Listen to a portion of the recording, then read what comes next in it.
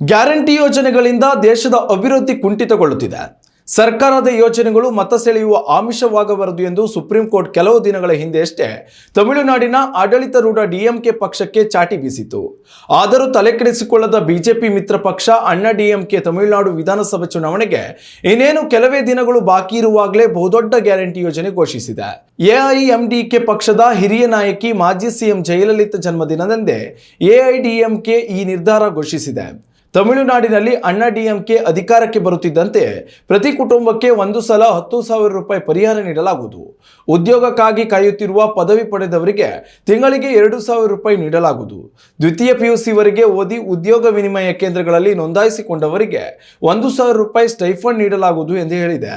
ಮೀನುಗಾರಿಕೆ ನಿಷೇಧದ ಸಮಯದಲ್ಲಿ ಮೀನುಗಾರರ ಕುಟುಂಬಕ್ಕೆ 12,000 ರೂಪಾಯಿ, 1,000 ರೂಪಾಯಿ ಪೊಂಗಲ್ ಪ್ರೋತ್ಸಾಹಧನ, ಕೈಮಗ್ಗ ನೇಕಾರರಿಗೆ 450 ಯೂನಿಟ್ ಪವರ್, ಲೂಮ್ ನೇಕಾರರಿಗೆ 1,400 ಯೂನಿಟ್ ಉಚಿತ ವಿದ್ಯುತ್, ಫುಟ್ಪಾತ್ ವ್ಯಾಪಾರಿಗಳ ಸಾಲ ಮನ್ನಾ ಸೇರಿದಂತೆ ಅನೇಕ ಫ್ರೀ ಭಾಗ್ಯಗಳನ್ನು ಘೋಷಣೆ ಮಾಡಿದೆ.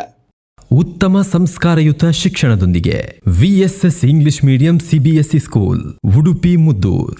ನರ್ಸರಿಯಿಂದ 10ನೇ ತರಗತಿವರೆಗೆ ಶಿಕ್ಷಣದ ಜೊತೆಗೆ 5ರಿಂದ 10ನೇ ತರಗತಿವರೆಗಿನ ವಿದ್ಯಾರ್ಥಿನಿಯರಿಗೆ ಉತ್ತಮ ಹಾಸ್ಟೆಲ್ ಸೌಲಭ್ಯವೂ ಇದೆ. ನಿಮ್ಮ ಮಕ್ಕಳ ಪ್ರವೇಶಾತಿಗಾಗಿ ಈ ಸಂಖ್ಯೆಗೆ ಕರೆ ಮಾಡಿ.